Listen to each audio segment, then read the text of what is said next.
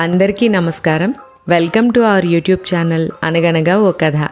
మంచి కథలు వినడానికి మా ఛానల్ను తప్పకుండా సబ్స్క్రైబ్ చేయండి. అలాగే మీ ఫ్రెండ్స్ అండ్ ఫ్యామిలీకి షేర్ చేయండి. ఇప్పుడు మనం వినబోయే కథ చాలా కాలం క్రితం చందమామ మాసపత్రికలో అద్భుత దీపం పేరుతో సీరియల్గా అచ్చయింది. ఇది 10వ భాగం, ఇంకా ఆఖరి భాగం. ముందు భాగంలో రాజకుమార్తె అజ్ఞానం వల్ల అద్భుత దీపాన్ని కోల్పోయిన అలాదీన్ తన ఉంగరంలోని భూతం సహాయంతో మొరాకోలో ఉన్న తన భార్యను చేరుకుని మాయోపాయం చేసి మాంత్రికుణ్ణి చంపి తన భార్యను భవనాన్ని తిరిగి తెచ్చుకుని రాజుగారి మన్ననలకు పాత్రుడై సుఖంగా ఉంటున్నాడు. అతని కష్టాలన్నీ గట్టెక్కినట్టే కనిపించాయి. కానీ ఏం జరిగిందో ఈ భాగంలో విందాం. అలాదీన్ సుఖంగా బతుకుతూ ఉండగా కొన్ని నెలలు గడిచాయి. ఒక పేద దర్జీవాడి కొడుకుగా జీవితం ప్రారంభించిన అలాదీన్ మహారాజులకు కూడా లేని వైభోగాలతో తులతూగుతూ తన భార్యతోనూ తల్లితోనూ హాయిగా కాలం గడుపుతున్నాడు. ఒకనాడు అతను తన భవనంలోని స్ఫటికశాల గవాక్షం దగ్గర నిలబడి తోటను చూస్తోన్న సమయంలో అతని భార్య వచ్చి అతని దగ్గర నిలబడి, భగవంతుడి అనుగ్రహం వల్ల మనకి ఏ లోటు లేదు, కానీ మనకు పిల్లలు కలిగే జాడలేమీ లేకపోవటం నాకు బాధగా ఉన్నది. ఈ నగరానికి ఫాత్మా అనే ఒక యోగిని వచ్చి ఉన్నదట. ఆమెను తాకితే ఎలాంటి గొడ్రాళ్లకైనా సరే పిల్లలు పుడతారట. ఆమెనొకసారి మన ఇంటికి పిలిపిద్దామా అని అడిగింది. అలాదీన్ ఇందుకు ఒప్పుకోవటమే కాకుండా ఆ యోగినిని తన ఇంటికి తీసుకురావటానికి 4 బానిసలను కూడా పంపాడు. యోగిని వచ్చింది. ఆమె ముఖం కప్పుకుని ఉంది. ఆమె మెడలో 3 పేటల రుద్రాక్షమాలలున్నాయి. రాజకుమార్తె యోగినికి ఎదురు వెళ్ళి నమస్కారం చేసింది. యోగిని ఆమెను ఆశీర్వదించింది. రాజకుమార్తె ఆమెను సగౌరవంగా కూర్చోపెట్టి, అమ్మా, మీ ఆశీర్వాదం ఊరికే పోదు. ఎందుకంటే మీ వంటి భక్తుల మాటలు భగవంతుడు ఆలకిస్తాడు. నాకొక్క చిన్న కోరిక ఉన్నది. నాకు పిల్లలు కావాలి. అందుకోసం నేనేం చెయ్యాలో సెలవీయండి. ఏం చెయ్యడానికైనా నేను సిద్ధంగానే ఉన్నాను. నాకు ఈ ఉపకారం చేశారంటే మీకు ఎన్నో బహుమతులు ఇస్తాను. అలాంటి వాటితో మీకేం నిమిత్తం లేదని నాకు తెలుసు. కానీ నేనిచ్చే బహుమానాలు మీకు పనికి రాకపోతే మీ ఆదరానికి పాత్రులైన పేద సాధలకి ఇవ్వండి అన్నది. రాజకుమార్తె ఈ విధంగా మాట్లాడుతూ ఉండగా యోగిని కళ్ళలోకి ఒక వికృతమైన కాంతి వచ్చింది. ఆమె ముఖం జేవురించింది. శరీరంలో ఏదో ఒక ఆనందం ఊబికొస్తున్నట్లుగా కనపడింది. ఆమె నోరు విప్పి ఏమీ అనకుండా తన చేతులను రాజకుమార్తె నెత్తిమీద పెట్టి ప్రార్థన చేస్తున్న దానిలాగా గొణిగింది. ఆ తర్వాత ఆమె, రాజకుమారి, భగవంతుడి దయ వల్ల నీవు తల్లివి కావడానికి ఒక ఉపాయం తోచింది, కానీ దాన్ని ఆచరించటం నీకు కుదరదనుకుంటాను అంది. రాజకుమార్తె యోగిని కాళ్లపై పడి, తల్లి, నా భర్త అయిన అలాదీన్కు అసాధ్యమైనదేదీ లేదు. నేనేం చెయ్యాలో చెప్పండి. అలా కాని పక్షంలో నా ప్రాణాలు మీ పాదాల దగ్గరే పోతాయి అంది. యోగిని ఒక వేలు ఎత్తిపెట్టి, అమ్మాయి, నీకు పిల్లలు కలగాలంటే అందుకు ఒక్కటే మార్గం ఉంది. కాకసస్ పర్వత శిఖరాల్లో ఉండే గండభేరుండ పక్షి యొక్క గుడ్డును తెచ్చి మీ బురుజులో వేలాడగట్టించు. దానికేసి రోజు చూస్తూ ఉన్నావంటే నీకు తప్పకుండా గర్భం నిలబడి పిల్లలు కలుగుతారు. ఇదే నా సలహా అన్నది. తల్లి, నాకు గండభేరుండం అంటే ఏమిటో, దాని గుడ్డేమిటో ఏమీ తెలియదు.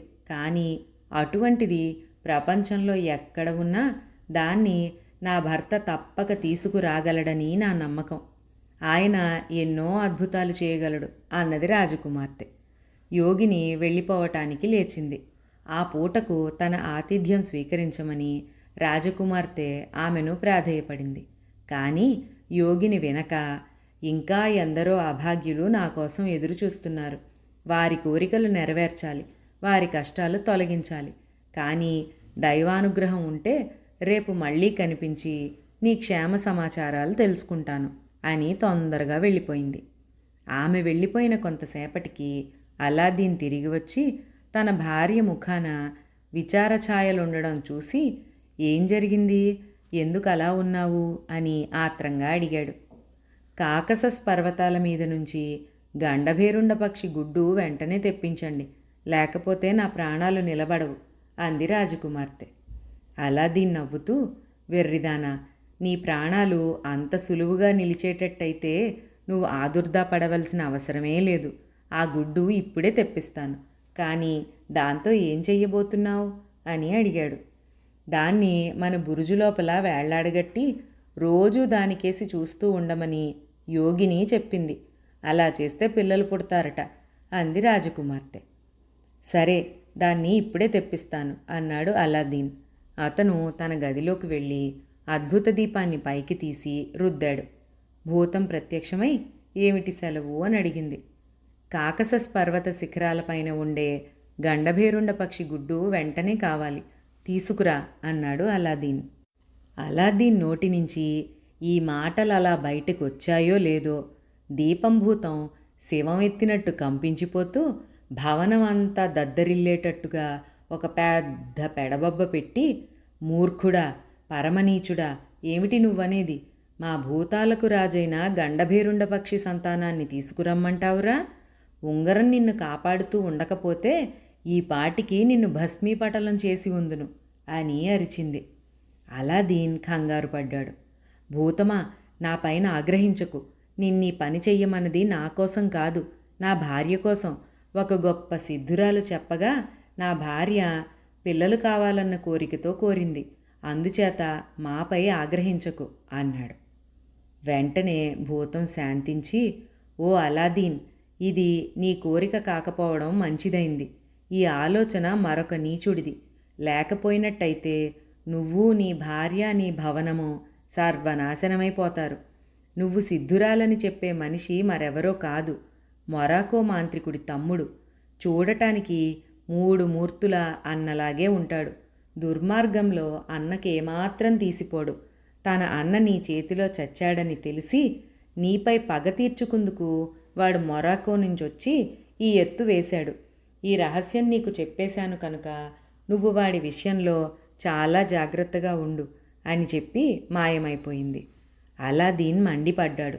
అతను తన భార్య దగ్గరకు తిరిగి వెళ్ళి గండభేరుండ పక్షి గుడ్డును తెప్పించే లోపుగా ఆ యోగిని చెప్పేదేమిటో నేను స్వయంగా వినడం చాలా అవసరం. అందుచేత ఆమెను ఒకసారి ఇక్కడికి పిలిపిస్తావా? ఆమె వచ్చేసరికి నేను తెర వెనకాల దాగి ఉంటాను. ఆ గుడ్డుతో ఏం చెయ్యాలో మరొక్కసారి ఆమె చేత చెప్పించు. ఆవిడ మొదట చెప్పిన విషయాలు మర్చిపోయానని చెప్పు అన్నాడు. రాజకుమార్తె అలాగేనని చెప్పి యోగిని కోసం కబురు పంపింది. యోగిని వచ్చింది.